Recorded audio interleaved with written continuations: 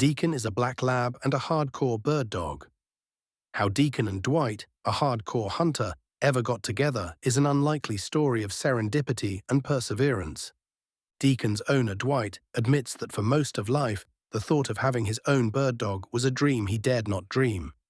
So instead of having his own dog, he read about hunters who did in American sporting classics by the likes of Ruark, Buckingham, and Macquarie. It was through the words of others Dwight reconciled that he would know the joys and rewards of one's own dog at his side. When in the field, he'd admire the ancient bond of dog and hunter he'd see in his friends' dogs, and he'd smile with us at the pride of a good point or a good retrieve. But yet, so as not to pine for things unattainable, he would not dream he could have those things for himself. It was a dream, he thought, his accident as a young man would not accommodate. One night long ago, just out of high school, still a kid, Dwight lost the use of his legs in an auto accident. With resolute determination and faith in a greater purpose, Dwight has since earned and embraced all the good things in life, from a wheelchair. After his accident, he went to college, was a competitive bench press weightlifter, married the prettiest girl on campus, became a father, then a lawyer, then a judge, and is now a minister in his church to boot. When it comes to hunting, he's been pushed, carried and wheeled, gun in hand, all over the place. He's one of us, another hunter who loves to hunt birds, just one of the guys, no big deal. He'd do the same for us. In our younger days, he'd join us on the bluffs of Wisconsin's hills and rocky dales, where he'd often bag a spring turkey. After that, it was to the Dakotas where, while blocking the ends of cut cornfields or seas of grass, he'd watch our dogs work the terrain, their noses searching the wind for scent, each man and his dog working for the other in a time-honored communion of hunters. Though he rarely got a shot, we would rest our dogs and ourselves at the end of the fields, and together we'd admire the colorful bounty of birds taken in the wild and talk about dogs and wind and birds. Devoted to the uplands as much as any of us, Dwight missed out on only one thing: his own bird dog. From time to time, we'd bring up the subject of Dwight's getting his own dog, but he'd only smile and change the subject. A couple years ago, though, 40 years after his accident, Dwight finally dared to think out loud about a hunting dog of his own. We had encouraged the idea, said we'd help train it, and had long discussions on the many breeds available. Dwight already was bagging birds with his permit to shoot from his car. Why not have a bird dog like the rest of us? Dwight has been a hunter since his Red Ryder days and became a road hunter after his accident. When his wife or friends could go along for the ride and retrieve his birds, he hunted ruffed grouse and pheasants along Wisconsin's back roads and 2 tracks. He'd spot birds along a remote road, and if he were lucky, get a shot off out the window as they'd flush. With his wife and his friends, he already had a whole brace of retrievers. But it was time, we all agreed. He got one with 4 legs. Ironically, the dog idea got serious and more feasible when age started to creep up on Dwight. His powerful weightlifting shoulders didn't like wheeling his chair around anymore, so he got a new one, battery-powered, fast and mobile, but too heavy for us to get him very far off a beaten path like the old days. When he got rid of his old chair, he got rid of his car and got a van with an automatic ramp that folded down with the flip of a switch. Now he could power his new rig up the ramp, into the van, right up to the driver's wheel, and never leave the chair. Now that he could get in and out of his vehicle with ease, in an epiphany it occurred to him, so could a dog. And with that prospect, there suddenly rose a gust of freedom for Dwight that most hunters take for granted. If he had a retriever, it could retrieve his birds just like his friends' dogs retrieve their birds. He could go any time he wanted, by himself. He could be free, a bird hunter just like the rest of us. To his credit, Dwight's earlier misgivings about having a bird dog were honorable and real. He'd seen how his friends' dogs were more than just hunting dogs. They were family dogs that grew to become resolute and loyal members of a family pack.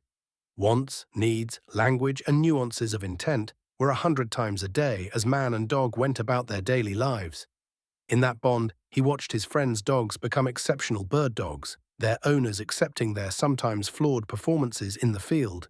Knowing what they offered came from the heart, a meld of instinct and common purpose. His friends were content with the natural abilities of their dogs, but could a man in a chair have the same expectations? Could he be fair to a dog born to hunt? Could he give it the exercise and time it needed to be a good bird dog? He lived in town. What would he do if his dog ran off? How could he train it? In the end, the answers were no different than those for any bird hunter. We do what we can. Our gracious wives are part of the pack. We depend on friends. That dogs adapt to almost any situation and do what we ask of them is the secret of their long allegiance to humans since the dawn of time. They will guide us if we are blind. They will find us under an avalanche. They will warn us of insurgent IEDs. They will hunt and retrieve birds for us if that's what we want. What would a dog care if Dwight always sat and never stood? Having at last crossed that old Rubicon of doubt, all that remained for Dwight was finding the kind of dog that fit his hunting style. We had all suggested Dwight get a female, whatever the breed. Not as likely to get in a fight, less prone to chasing and courting, less trouble all around. All gender-based behavior realities that have greater significance if you are less able to physically intervene. Our advice considered, Dwight got a muscle-bound, hard-wired male black English lab, a handsome boy with the chiseled face of a hardcore bird dog, born to retrieve whatever was asked of him through the gates of Hades if necessary. It made the most sense, breed-wise. Plus, Deacon's line is known for its calm demeanor in the house and retrieving skills in the field. He'll sleep all day next to the couch or retrieve birds or dummies all day until he drops. It's up to you, he's happy either way. As a pup, Deacon was a quick and precocious learner and responded well to retrieving dummies and learning commands with Dwight in his backyard. He was a natural, one of those pups ready to go out of the box. When fall finally came and it was time for Deacon and Dwight to put their training and dreams to the test, it was a seamless fit. In their first season, they hunted together as if they had been doing it for 100 years. Now, in their second season, just Dwight and Deacon go hunting, and no one is surprised when Dwight comes back with birds. I joined him once to see how it was going. My turn, as it were, to watch a man and his dog on a bird hunt. We drove a circuitous route through the wild pheasant country of southwest Wisconsin. It's hilly terrain with red barn dairy farms surrounded by corn and CRP fields on the high ridge tops. In the valleys, trout streams meander through marsh and pastures, offering patches of thick grasses and cattails along the way, the winter roosting cover that keeps our pheasants alive in January when it's 20 below zero and the snow is 3 feet deep. The hillsides are wooded and hold the many fox, raccoons, skunks, and hawks that keep Wisconsin pheasant numbers low and jumpy. Wild pheasants are not abundant anywhere in Wisconsin, but here they are as plentiful as they get in the state. Roadside cover is some of the best available in winter, with plum thickets, sumac, and cane. Like ragweed stands growing between the roads and farmers' fields, all offering bird cover within range of Dwight and his 16-gauge side by side. Although Dwight will bag birds early in the season, snow cover makes finding them far easier when their silhouettes and movements betray them against a white background. Like the rest of us, Dwight isn't always successful on his hunts, but on this day there was snow, and we found birds. Road hunting has its own subtleties, tricks, and requirements. The hardest part is to actually find a bird close enough to the road to shoot at, and more often than not, Dwight sees more birds than he gets a bead on. The birds he spots in open fields are usually out of range and unattainable. Other times, he'll spot birds in range along a road, but if the road is numbered or lettered, it's deemed too busy by Wisconsin law to allow road hunting, and Dwight can just look but not shoot. The easiest birds to spot will be in plain sight, standing in the open next to a road where they feed on grit and spilled grain. But these obvious birds are the most difficult to bag. Once Dwight spots a bird and rolls slowly down the road towards it, the bird usually spooks and runs into cover and either hunkers down out of sight or sprints out of range. Part of the problem in bagging birds in plain sight is conforming to the legal requirements of a permit that allows shooting out a vehicle window. In Wisconsin, guns in a moving vehicle have to be unloaded and cased. By the time Dwight pulls up to a wild rooster pheasant, uncases and loads his gun, and puts it out an open window, a wily pheasant is long gone. So it was with the first bird we encountered, an old long-tailed rooster, up ahead pecking away at roadside grit. During a hunt, Deacon sits on the van's back seat behind Dwight, looking out the left side window, as ready and alert as a waist gunner on a B-17. When we got near the bird, it quickly scooted into a CRP field next to the road and disappeared, all under the watchful gaze of Deacon. Dwight has learned to up his odds of getting a skittish wild bird by driving slowly along thick cover, looking for birds that feel hidden and safe among familiar tangles of brush and vines. Once he spots them, he notes their location and keeps on driving. He needs time to prepare for the process of uncasing his gun, loading, rolling down the window, and getting off a shot. Since Dwight can only shoot out his driver's side window, for him to get a shot, the birds have to be on the left side of his van.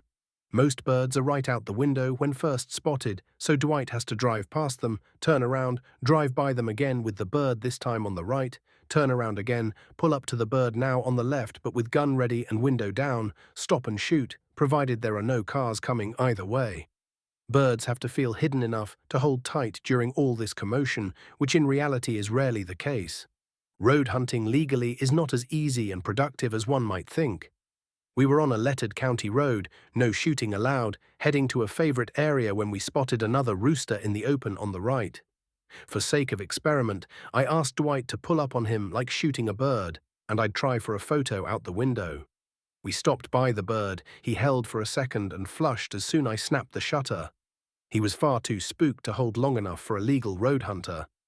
We continued and headed up a back road toward one of Dwight's hotspots.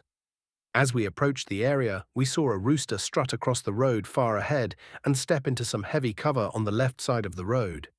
Since we had marked the spot well and I was along, we decided to just roll up to the spot with Dwight's window down and to be ready.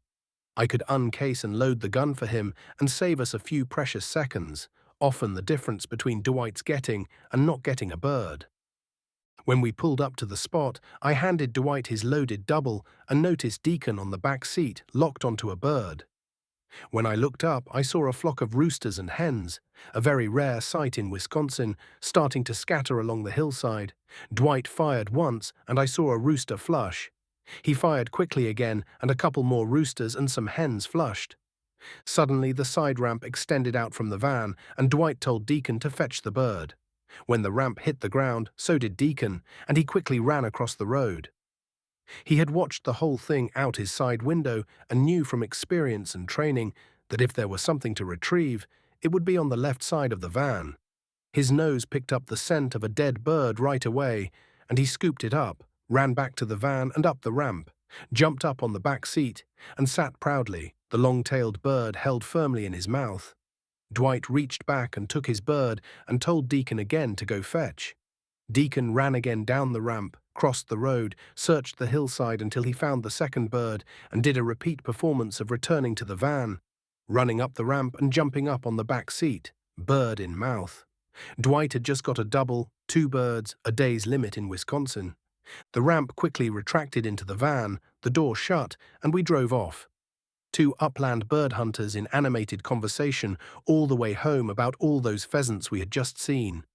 All the while, bird dog Deacon, sitting behind Dwight, was looking out the side window, hunting for more, leaving no doubt Dwight at last has his own bird dog. Republished with permission from Deacon's story by Doug Stamm, 2012. The Upland Almanac, Winter 2012. 2012 by Doug Stamm.